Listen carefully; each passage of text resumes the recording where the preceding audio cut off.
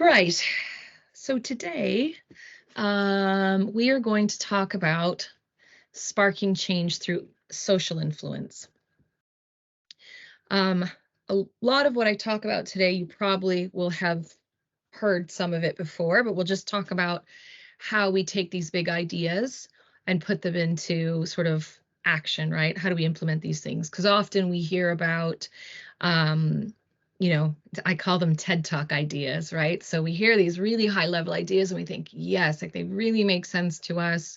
We really see the value, but how do we implement that in real life, right? And how do we implement these big ideas together? So, we've talked about some other big ideas in the last couple of sessions, and today we're going to talk about social influence and what that sort of looks like in practice. So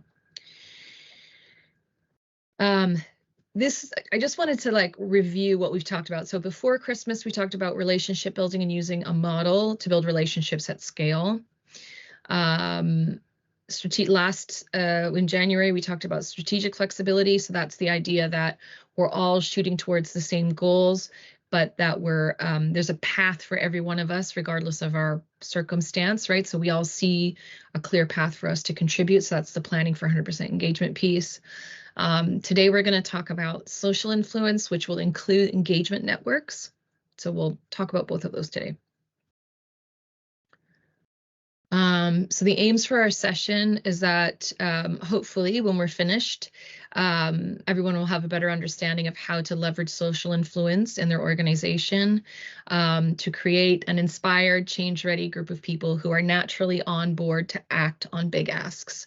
So we'll talk about the challenges of traditional engagement from that perspective, how we can use social influence at scale to create a movement of change, and then where engagement networks sort of fit in around leveraging influence and engaging people across our organization. So before we get started, these are a bit repetitive for people who have been before, but I just like to clarify a few things as we get started. So when I say engagement, I'm talking about all contact that we have with a stakeholder, because some organizations, they sort of separate communication and engagement. But from the perspective today, I mean, we all know that, if someone sends us an email or calls us or speaks to us in person, if we have a negative interaction with them, it doesn't matter how we interacted with them. It was the interaction that these things make or break trust. So it's the idea that all contact we have with a stakeholder is engagement. So that includes communication. And then when we're talking about engagement, I always sort of start from the perspective of, what are we trying to do, right? So why are we engaging with people? And so ultimately, we're looking to build trust and influence and a resilient, change-ready organization for people who are on board to act on big asks, because we all know what it's like when we get a phone call from someone, a friend, a family member, whoever it may be, that only calls when they want something. I mean, I don't know about you, but when I get that call, I'm like, oh, what does this person want now, right? Resistance.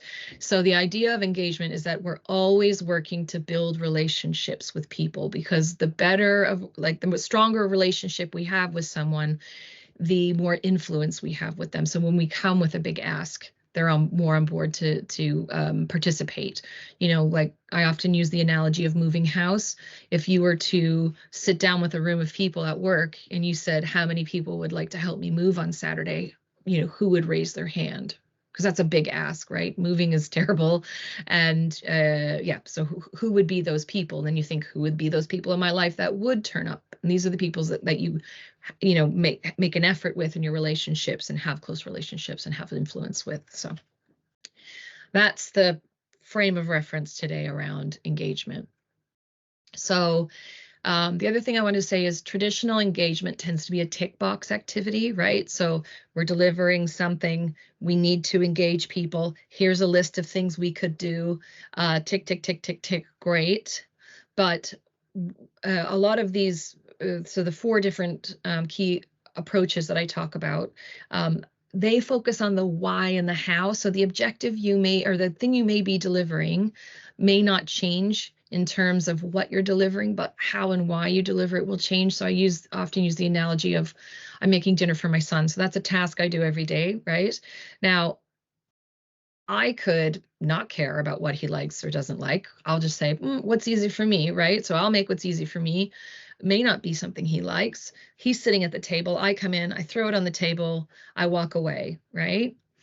I have fed my son dinner, but if I think about the why and the how, right? He's my son. I care about his well-being. I love him. I always work at building relationship with my son. So when I make him dinner, I think about what he likes, what he doesn't like. I make him dinner. I serve it to him. I tell him I love him. I sit down, I eat with him, right? They're both ticking the same boxes. It's the same activity, but when we focus on the why and the how, it is sort of better received and creates stronger relationships. So. Right. So what I'm talking about today is sort of part of a larger framework. So this is I call it a strategic engagement process. So over the years, I've put together this framework that allows us to meaningfully engage with people and create greater impact and getting people on board. And so a lot of this is, looks pretty familiar, right? Discovery and assessment, understanding what's going on, understanding our stakeholders' needs, business priorities, best practice, standards, et cetera, co-creating strategy, balancing priorities between stakeholder needs and what the business needs to deliver. But what normally happens is we go from co-creating strategy to crafting a communications plan. And this makes the assumption that people are going to know what to do, right? Because people could hear your strategy or your project plan or whatever it may be and think, yeah, okay, that sounds good, but not see their own role in delivering on this, or the why, or lots of different elements to it. So we've talked about designing for 100% engagement. So the parts that I sort of have rethought are these elements, right, in between. How do we successfully go from creating a strategy or a project plan to actually, delivering impactful results with people? So we've done the 100% engagement. We've talked about building relationships, and today we're going to focus on the leveraging adoption networks and structures and structuring influence at scale. So why is leveraging social influence important? So, as I said earlier, when just at the smaller scale, when we're asking someone to do something, that's social influence, right? Having a relationship and having trust and influence with someone. But at a large scale, what happens, so traditional engagement tends to be a top-down, I tend to call it a transactional approach. It's the done to you type approach.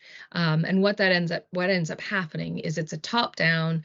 You tend to just end up preaching to the choir. So the people who are already doing it, or it's their personal interest, or it's of importance to them because of their role. But you end up with pockets of engagement, and really low impact results.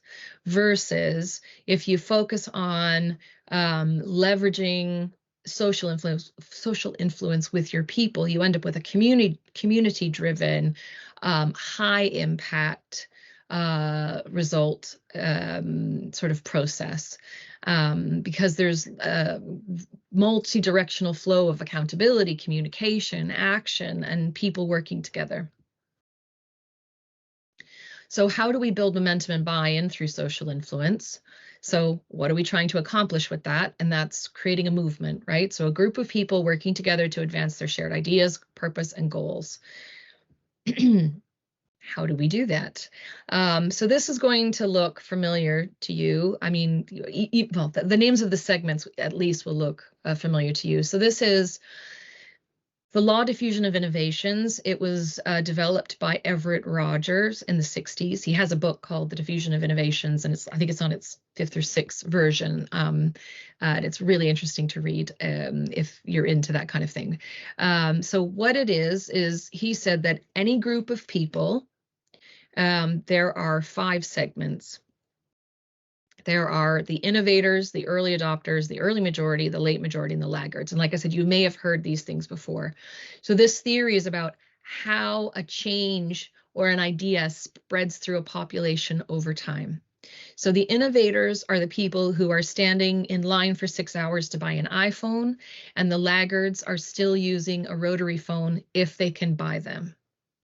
The idea is that each segment influences the next, and that in terms of how quickly an idea spreads through the population or a change, the important bit here is around the tipping point. So you have your innovators and early adopters. The tipping point is at, oops. Well, let's see if it'll let me write on here. Let's see. So the tipping point is here at 16%. And that, according to this theory, is that that's where the momentum is that triggers the widespread adoption. So, you know, so it sort of is lower, lower, lower. And then when it hits here, it goes up, oops, quite high.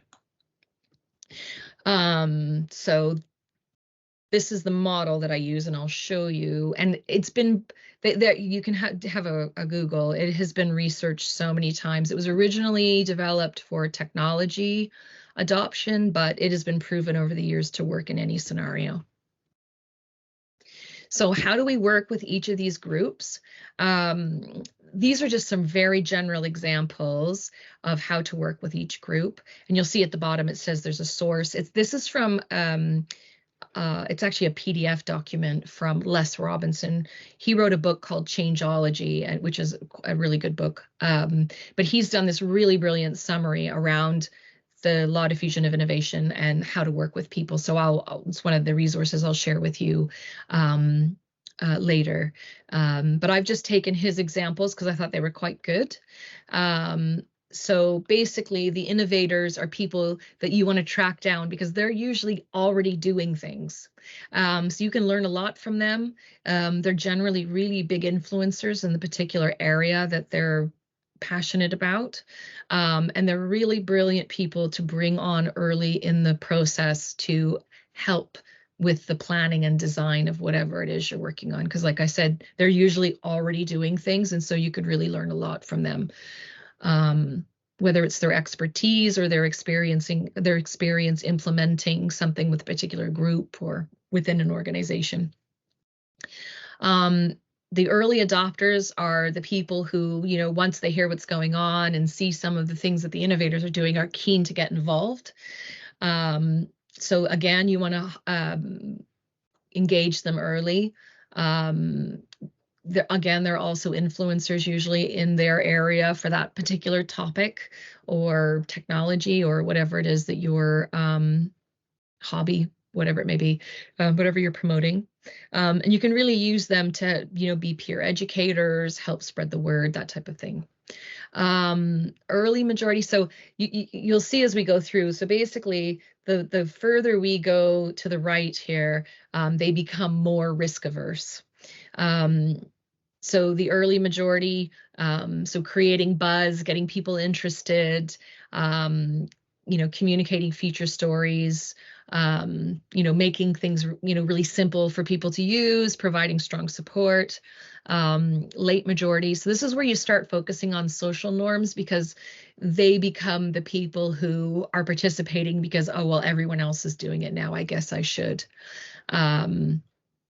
And then the laggards, we tend to not actively engage the laggards because, as I said, they're still buying rotary phones if they can buy them. So laggards will only usually adopt a change when they have no choice. For example, you know, with Teams, you know, some people weren't using it before COVID, but then COVID happened and they had no choice. It was the only way people were working. So the laggards had to use Teams. So anyway, this just gives you an idea of how to work with them. So one other thing to mention is part of this law diffusion of innovation. So it's around adoption, right? Change adoption. So part of it is social approval, and part of it is some other factors that Everett Rogers has indicated that help improve the probability of adoption. And I tend to weave these into my planning and my communication. So first one's relative advantage. Is it better than what's available or what we're already using? Is it compatible with habits, values? Is it compatible with the way we work or the systems we use? Complexity, so how easy is it to use?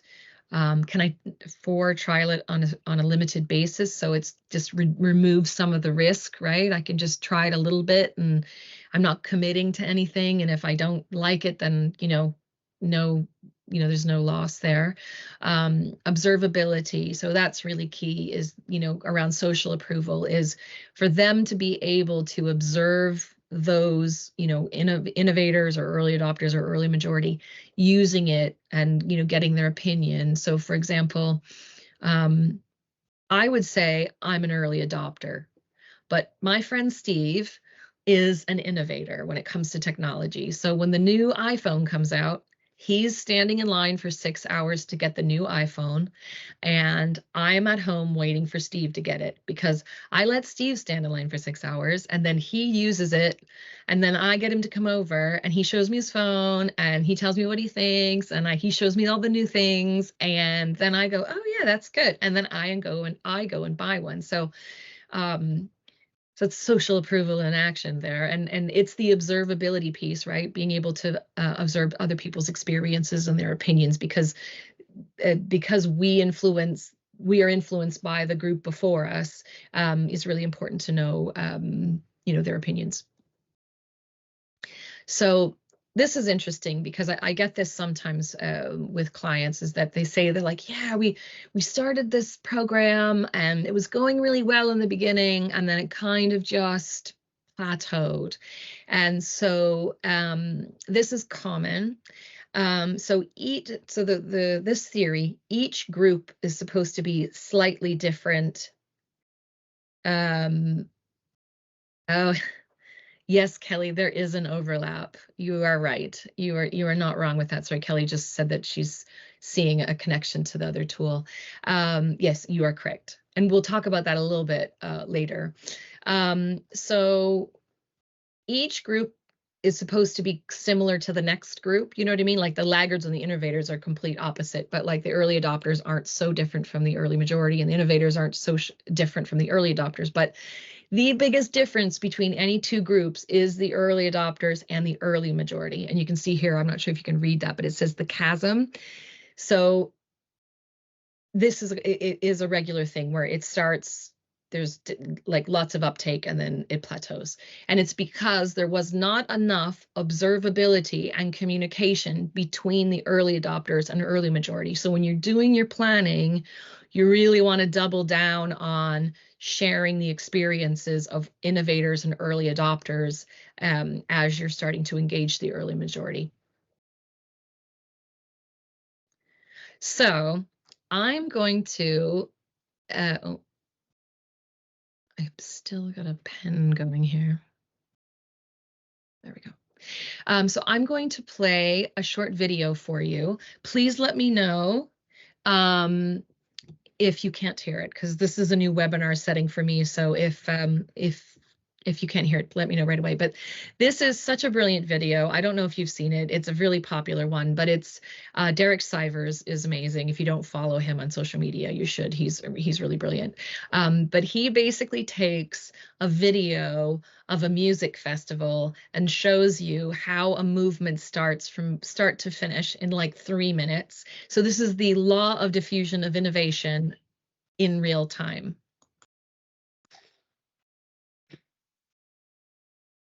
So ladies and gentlemen, at TED, we talk a lot about leadership and how to make a movement. So let's watch a movement happen, start to finish, in under 3 minutes and dissect some lessons from it. First, of course, you know, a leader needs the guts to stand out and be ridiculed. But what he's doing is so easy to follow. So here's his first follower with a crucial role. He's going to show everyone else how to follow. Now notice that the leader embraces him as an equal. So now it's not about the leader anymore. It's about them, plural. Now, there he is calling to his friends. Now, if you notice that the first follower is actually an underestimated form of leadership in itself. It takes guts to stand out like that. The first follower is what transforms a lone nut into a leader.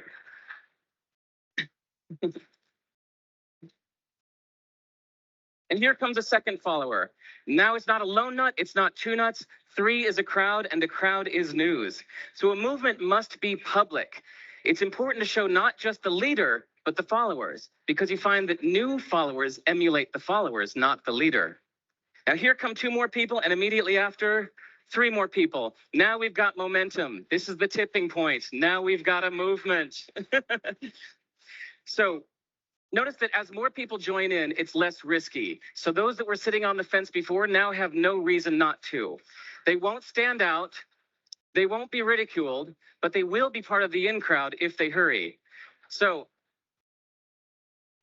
over the next minute, you'll see all of the those that prefer to stick with the crowd, because eventually they would be ridiculed for not joining in. And that's how you make a movement. But let's recap some lessons from this. So first, if you are the type, like the shirtless dancing guy, that is standing alone, remember the importance of nurturing your first few followers as equals. So it's clearly about the movement, not you. Okay, but we might have missed the real lesson here. The biggest lesson, if you noticed, did you catch it? Is that leadership is over-glorified. That yes, it was the shirtless guy was first, and he'll get all the credit. But it was really the first follower that transformed the lone nut into a leader. So as we're told that we should all be leaders, that would be really ineffective. If you really care about starting a movement, have the courage to follow and show others how to follow. And when you find a lone nut doing something great, have the guts to be the first one to stand up and join in. And what a perfect place to do that, Ted. Thanks. So I love that video. I mean, usually if people remember nothing from my sessions, they always remember that. So that's a really brilliant example. So what does this look like in practice? So I know you're not going to be able to read the text on this, but I just wanted to give you an overview to just show you how I embed these things into my planning. Okay, so when and then I will show you an example below or later on. So I'm going to talk about the law of diffusion of innovation. Then I'm going to talk about the networks, and then I'm going to show you what it looks like in terms of planning. But just to give you an idea before we move forward, so when I create engagement plans, which includes communications, I separate the activities into phases. So I have planning, onboarding, embedding, and driving value. So amongst my other activities in planning, I have one line that says, I mean, I know you can't read this because it's really small, but I just wanted to give you the high level view. It says engage innovators. And then I very thoughtfully ensure that I'm engaging them in the right places in the right way, and that aligns with the activities we have going, that we have planned. And then the same with onboarding. That says engage early adopters. So I engage them first. You want to focus on each group one at a time because you're trying to drive social influence through each group. So for example, the early adopters, I'll have activities for them in earlier, and then have my other onboarding activities. And then I have another line that says engage early majority. And the activities for them will be a little bit further down the timeline. But I'm just being really explicit to ensure that I'm engaging them properly because it is so important.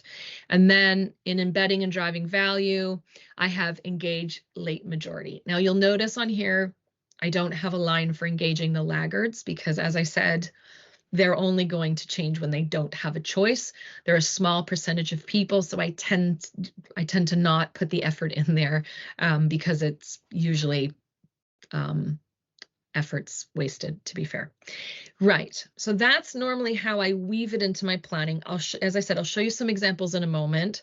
So these are some activity examples, and I pulled these from the earlier slide that had them in the columns. I've just sort of rewritten it in a way that aligns with what I just showed you on the planning timeline. But again, I will show you some real examples in a little bit. So basically, I just took the table that I showed you earlier that had the columns with each one, and I just put it into the phases. But more soon on that. Okay, so moving on. So now we're going to talk about engagement networks. So how do engagement networks help build social influence and drive change across your organization? So, you have a large organization or a large group of people, and usually with our traditional communications plans, we're just using broadcast style communications, right? So we're putting it out on Teams, putting it out on intranet, we've sent emails, but what happens with broadcast style communications is that, we're talking at people and we tend to have not a lot of effect. We don't get very far with that. And this is true. I've worked with a lot of organizations, and this is just true across the board. And it always feels like as well that everyone's trying to crack the same nut. How do you get in touch with people? How do we, how do we engage with people? But we never get very far. But when we start using engagement networks across our organization, then we have people embedded in teams, in departments, in different business areas who are on board, and we're leveraging their social influence. We're leveraging their knowledge. Yeah, and this just gives us such a leg up. I call them key multipliers, right? So they're a fantastic avenue for word of mouth communications or distributing. When they receive communications from someone they know, they will read it more often than if they get it from someone they don't know, for example. So this just gives us embedded change agents across the organization. It's just far more effective. Word of mouth is 10 times more effective than broadcast communications. So any way we can leverage that is helpful. So I also wanted to make a point here. So, maybe you're engaging a huge group that's all in the same area. I mean, that's challenging enough, but how do you engage people and create change across silos in a large organization? Because we could have a large organization and we all work in our little area, so we don't have loads of contact with each other. So how do we, bridge that sort of challenge or that gap? And so in organizational design, so organizational design has two parts. One is just around the structure of your organization, and the other part of organizational design is how we work together. And micro networks are a model in organizational design. And same idea as champions. They take a group of people, like-minded usually, they're all working towards the same goals, but it's across the organization. So they have the knowledge, context, and influence to help more effectively engage people in change and create change in their area. So this is just the sort of rationale behind why these things work, why engagement networks work. So I'm going to give you an example. So depending on different organizations, I sort of work on these in different ways, but so I'm going to give you an example here. This is quite a full example. There's lots. I'll show you a number of different types of engagement networks that help with implementing change and leveraging social influence. But first, what I'm going to put up here are the network groups that normally happen in organizations. So usually there's an executive sponsor, right? Which is great, really important. And at a very high level, they're saying they support it. Maybe they're sending out a communication about it, right? They're trying to get people on board. Great. But the only other network group that usually exists are champions. So, and champions are amazing. I love working with champions groups. I've just had brilliant people over the years to work with. They're keen, they're passionate about what they're doing. They're really helpful, brilliant. But the problem is that champions only have so much authority and influence to influence upwards. So so they can do a lot of brilliant work, but if there's too big of a gap between the champions trying to, implement change or make things better, and then the next level of support is executive sponsor, it's really tricky because executive sponsors generally aren't involved in what's happening organizationally. So I'm going to now go through some layers that I like to add in. And again, like I said, different organizations, it sort of looks a bit different, but because, whatever makes sense for your context. But here are some layers I like to add in. So ambassadors groups are senior managers who are, well, we all care about what our boss or line manager cares about, right? So having that extra layer of senior managers in there who are basically like senior manager champions. So they're to influence other senior managers and also to ensure that in their area that this change is being communicated, understood, and implemented. So there's that extra layer of ensuring that these things are being implemented operationally.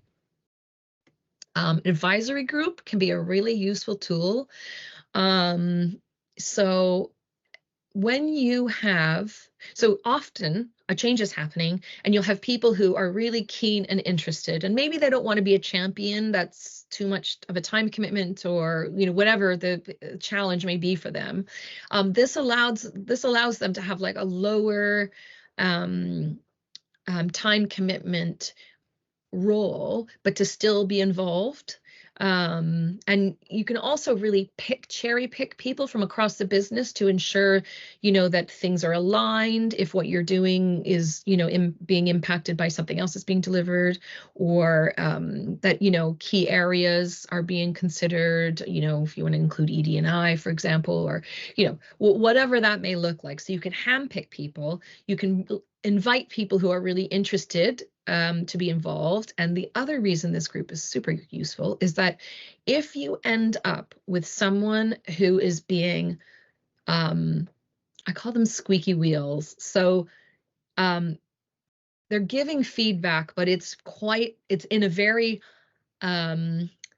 unconstructive way, perhaps, or it's really negative, like they seem angry, or whatever.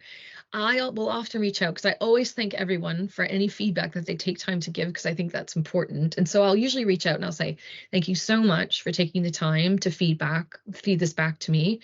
We actually have an advisory group and you're obviously really knowledgeable and passionate about this, and we would love for you to join our advisory group. And every single time we sort of have changed the narrative from someone being really challenging to being an ally and actually really helping us a lot. It has worked brilliantly over the years. So that's a group that's really helpful. Line managers. So when you're implementing change and as an employee, you're not sure what's going on, the first person you go to is your line manager. And line managers are also the gatekeepers to what happens locally and what happens in their team. So ensuring that line managers always know what's going on, what are the key things that their staff need to know, and where they can get support, really key. I'll often, for example, send out like line manager briefings, just really short, but just so the line managers know what's going on. And I send them out before the change happens. Before I put out any communication, I just make sure that line managers know what's going on. They have time to ask questions, and that they feel confident, because when their team comes to them and asks them about this big change that's happening, they don't know what's going on. It's just not a great situation for them or for the change that's happening.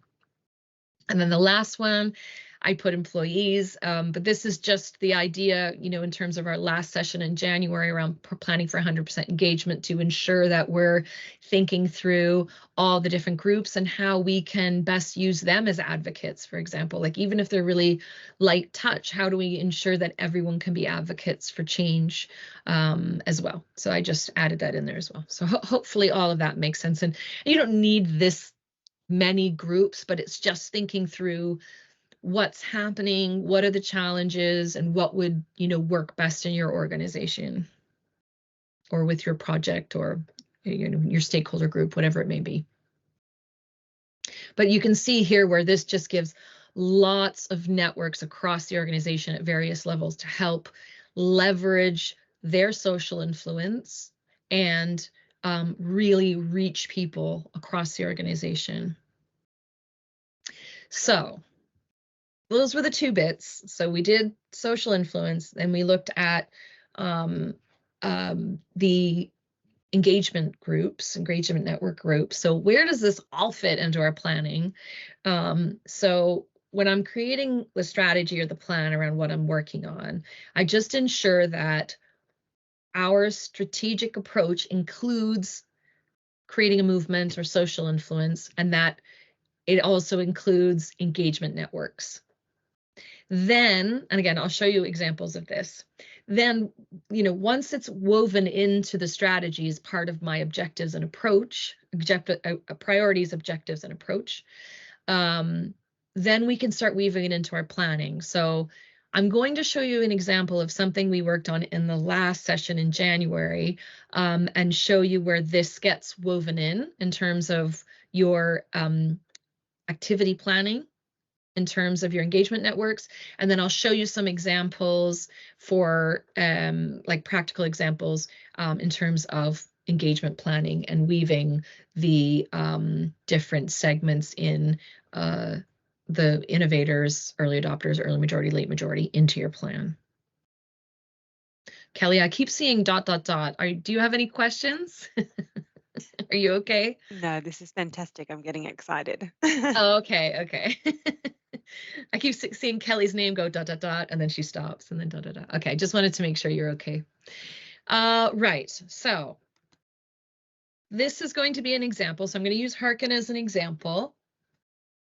So when we look at implementing Harkn within an organization, we're trying to activate voices, right, as a listening organization. So and in the example from last month, we had broken it down into these three main sections around our planning. So as we launch, we look at adoption, and then adoption becomes an ongoing thing that we're, trying to build on. But initially it's adoption. Then we're boosting and maintaining participation. So ensuring that although people are registered, that they're still using it and, using it regularly, and that we're getting lots of feedback, because more voices provide a clearer picture of what's going on in your organization. So that's phase 2, the stage 2. And then the third stage is insight-driven change. So how are we taking the feedback we're getting from our people and ensuring that it's being heard by the right people, and that, change is happening off the back of that. So that's just the context for the example. And now I will run through the planning. So for those of you who that didn't attend last month, we will provide the link to show how we came up with this. But this is an example from the last month's session, and it's basically, I know it's probably cognitive overload for someone who hasn't seen it, because last time we went through it quite slowly and filled it all in, but this is just what I wanted to show. So you can see across the top, those are our focus areas. So adoption, boosting and maintaining participation, and then insight-driven change. And then across the left-hand side is awareness. So those are people who are not participating yet. Discovery, our light touch people. Exploring, our medium touch people. And championing, our high touch people. And then we mapped out the activity to just make sure that regardless of the stage we're focusing on or the people we're engaging, that we don't have any gaps. So we're intentionally delivering on and impactfully delivering on our objectives. But I just wanted to show you here. So in terms of planning, using your engagement network groups to plan, so awareness, word of mouth, using your champions. So I've just circled all of the engagement group mentions here in the activities. So you'll see that there's lots in championing. But so training for line managers, feedback from line managers on topics. There's lots of line manager things happening here. There's lots of champion things happening here. So it just allows you to weave in, like making sure that you're using your engagement groups, network groups effectively, but you can just weave them into your planning. Now, as I said before, I have a timeline with my activities, my engagement activities, including communications, and the first phase is planning, then onboarding, then embedding, right? And on each one, I have specific activity lines that name each of the groups, the innovators, early adopters, early majority, late majority. Now, what do those activities look like? So I have done a specific example for Harkn, just to show you what, because the example I gave you from before is very general. It was from that Changeology PDF that I found, which I found really helpful. I found it years ago and I used it a lot. And I'll share with you, but I wanted to give really specific ideas of what that could look like. So for example, engaging innovators. So the first point, I won't read all of it, but I'll just pick some from each one. So the first one I wanted to talk about was innovators, because people often say, well, how do I find them? If you just start asking around, or you could even put an email out to line managers or business, or business area heads, or whatever makes sense for you. If you just put out an email and say, we're looking for people who are, doing innovative things in X area, whether it's employee well-being or listening or, whatever you might be delivering on, immediately people will be like, oh, yeah, that's Ellie, David, definitely. It will not be hard to find them. You'll just have to ask, because everyone knows who their go-to person is. Like I worked a lot on business change with digital transformation, and I'll tell you, it was not hard to find the techie people in different groups, because I just asked around and they were like, oh yeah, I mean, it was immediate. Everyone knew exactly who that person was, right? So it's not hard to, they're not hard to find. You just need to ask around. So for example, identifying innovators. And again, usually they're already doing some really interesting stuff. So there's loads to work with there in terms of planning and having them help with the planning. Onboarding. So you could do like a sign up list, a limited slot sign up list to have an early viewing or demo of, Harkn or something, because people know it's coming, right? Because they've already heard that it's coming, and to get a sneak peek, you'll get quite a good list of people who are the eager, interested people, and you can then take that early demo list, email list, and then reach out to them and just say, hey, would you be interested in being a Harkn champion? And the answer will probably be yes. And then they're people who love supporting people in their area usually, and have influence with people in their area. So you can, train them to, respond to common objections if people aren't sure about using Harkn. Or, you can ask them, when they do use it, to role model behavior within the platform by, engaging with people's comments right away so they feel heard.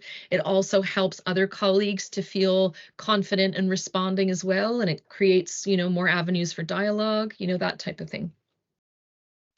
So phase 2 continued. So this is the early majority part. So I like to do something called catalyst events. So we often, in the back of our mind, and whether this is about digital skills or sustainability or listening or our well-being, we always have things in the back of the head. We're like, yeah, I should really do, X. And you have the best intentions, but you never actually do it. So I try to promote events that get people to actually go, oh yeah, this is an opportunity for me to do it, and everyone else is doing it, so I'm going to do it. And it works pretty well. Like I've done it with sustainability in the past, where we did a sustainable commuting challenge, and so many people were like, oh, I kept saying I needed to figure out how to bike to work, and and it was the opportunity to do that. So yeah, so creating a challenge or a community event, that type of thing, can get people actually up and doing things that they've been thinking were a good idea but just haven't done. Right, phase 3. So this is the late majority. So this is really about focusing on it being a social norm, like that, Harkn just is the go-to place for, to safely provide feedback. Like it could be that you weave into your communications if there's a change happening, or maybe there's redundancies happening. You could say, you can always go and share how you're feeling on Harkn, or if you need support, you can on Harkn, you can raise your hand and ask for support, well-being support. So anyways, it's just sort of like making it part of, your everyday work and everyday ways of working.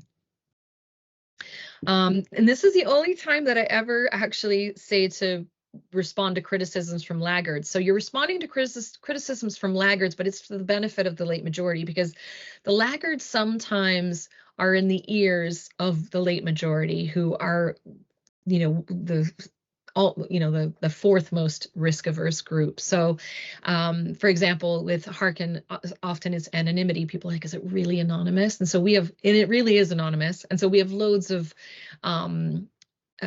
stuff that we've put together that people can share to help people feel more comfortable and for it to feel less risky. So anyway, so those are just some examples, so you can see a real example of how these can be used. Now, just to wrap up, because I've done a few sessions now. So before Christmas, we did relationship building. Last month, we did strategic flexibility. And today, we've done engagement networks and social influence. So all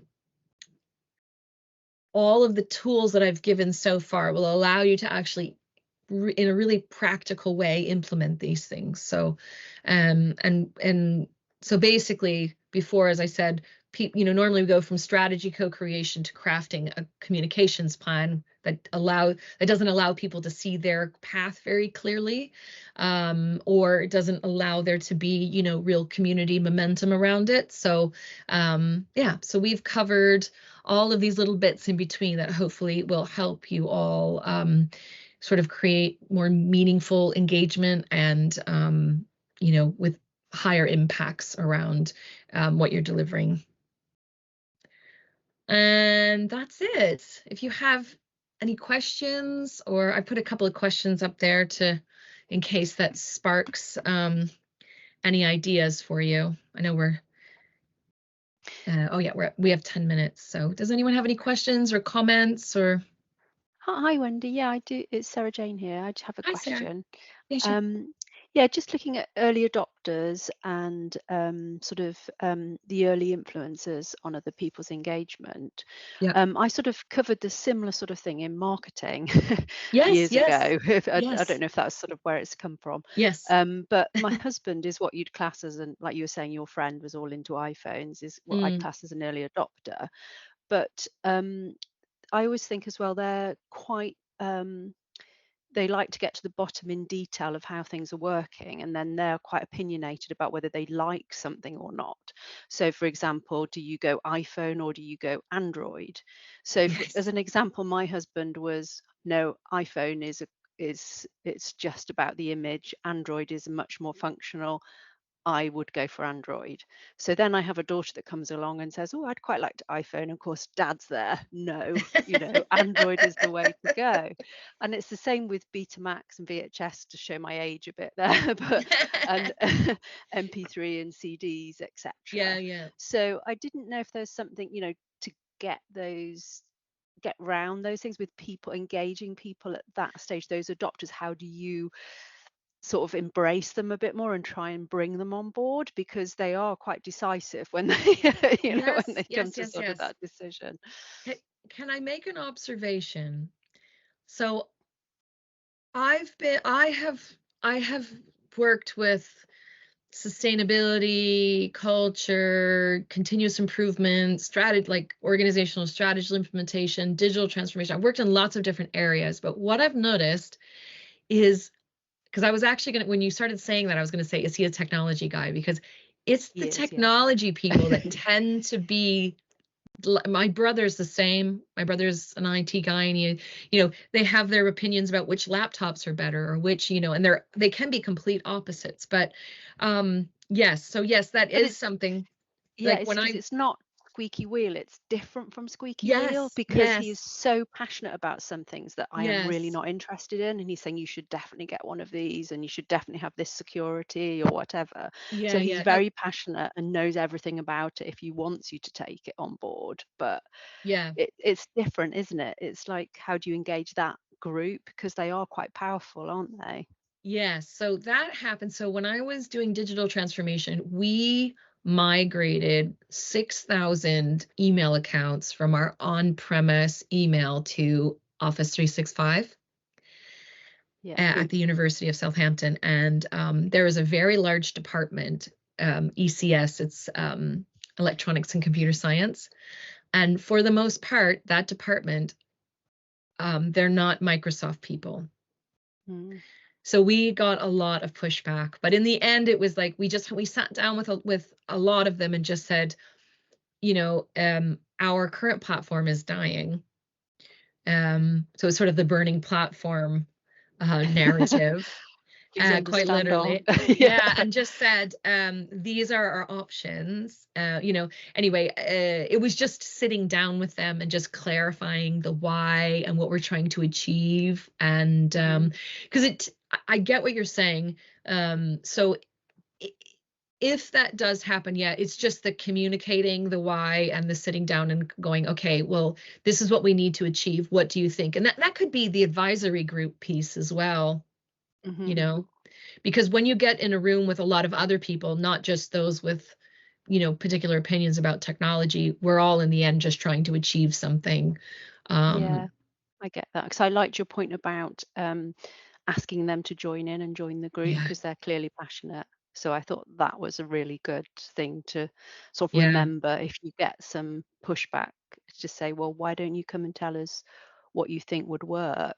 Then, that sort of yeah. idea. Yeah. And they'll also hear a lot of other perspectives from around the organization. Because I've had that before as well, where they're like, oh, well, no one would want that. And then we get into a group and they realize that they're the only one that had that opinion in a group of 30. Because Mm, we often think our worldview is everyone else's worldview. yeah. And so, because I had someone who did that, and I invited him to come along to a stakeholder discussion session, and he had Hmm. this very strong opinion, and he thought that everyone else thought the way he did. When he got into the room, yeah, out of 30 people, he was the only one who had that opinion, and Oh, he that's went, interesting. "Oh," and then he Okay. wasn't so critical about it. Yeah, yeah. So anyway, Yeah. Thank hopefully you. that's helpful. Thank you. No problem. Anyone else have a question or a comment or?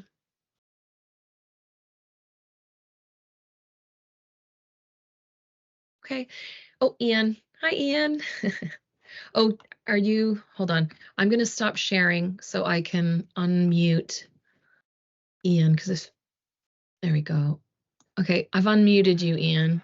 Hello. I was waiting Hi. patiently for you.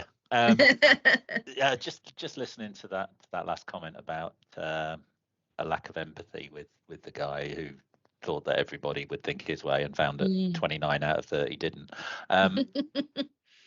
I work in an unfortunately male-dominated industry, as you know, Wendy, and that is all too common.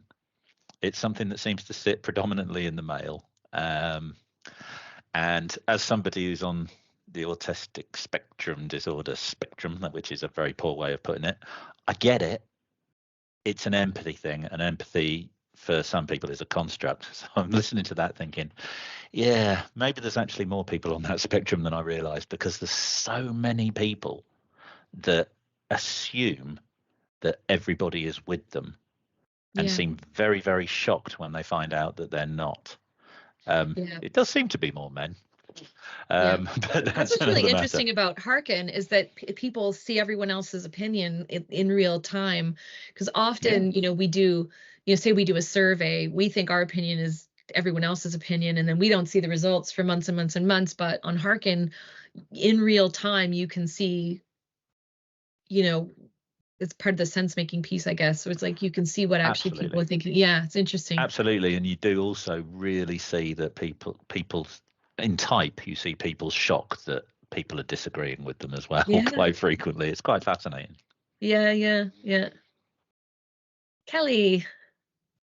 Hi, Wendy. Thanks so much for today. I just wanted to ask a question going back to the engagement tool. You've got your awareness, discovery, exploring, championing, and you circled those elements of the engagement group activities within there. Yeah. And so I was just wondering, are there certain activities here that you're doing more with your innovators versus your adopters or early majority, for instance? Yeah, well, something to note is that I just took what we did last time when I wasn't really thinking. If I had been thinking this through a little bit more, I would have woven it in a little more perfectly, so it made more sense. But I mean, the innovators. So I think the innovators are people. So if you're looking to deliver something and there are other people who are already delivering it in pockets, it's just you can learn so much about what's worked and not worked, whether it's come down to like what's worked with the systems, the technology systems, or with the people, or so it's really about, and they are real influencers with others. So each group you want to, it's not like you stop engaging with the innovators, but the focus of what you're doing needs to go first the innovators, then you move on to the early majority, then you move on. Does that make sense? Yeah, it does. Yeah. And so what I end up doing with the innovators is I ask them to be part of the champions group. And then I usually ask them to be mentor champions, because the champions group is often a real mix of people who are really knowledgeable about things, or people who are just really passionate and want to learn more and want to help. So I'll often get the innovators to do mentor things, like maybe I'll get them to host a session on and talk about something that they've implemented. Or I'll ask them to sit down with, because they can usually learn more from each other than they would from me. So so I try to put them more into a mentor role. So they're usually part of the champions, but I have them as mentors. But if that makes sense, like in the longer term. So as I'm delivering, I focus on each group one at a time, but over the long haul, that's how I engage them, if that makes sense. Yeah, it does.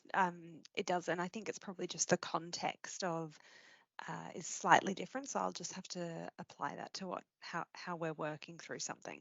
Okay, brilliant. Thanks. Okay, no problem, Kelly. Right. Well, it's 6 on the nose now, so I don't want to keep everyone. I know it's sort of end of day here, and I don't know, Kelly may want to go back to bed for a couple of hours. But thank you all so much for joining. And if you have any other questions, hold on. I'm just gonna share this again, just so you have my email. Am I sharing that? Oh, I'm sharing the wrong screen. Oh, it does it every time. Sorry, let me do this again. Gosh, technology. It's great when it works. There we go. So my email's at the bottom there, wendy@harkn.com. If you think of anything later, because I know this is kind of like a lot of information. So if you think of anything later, anytime, email me. I'm happy to chat. Also, I don't know if you follow us on LinkedIn, but please do. We share lots of content, and we have more on this topic. We have blogs, ebooks, podcasts, all kinds of stuff happening. So you can check us out on our website and also on YouTube. There's more there that might be helpful to you. Don't forget to join us next month. David's going to be doing a really brilliant session as well on moving fast and fixing things. So that is something you shouldn't miss if you can make it. So thank you again to everyone. Take care. Have a good evening or morning wherever you are. and we'll see you next time.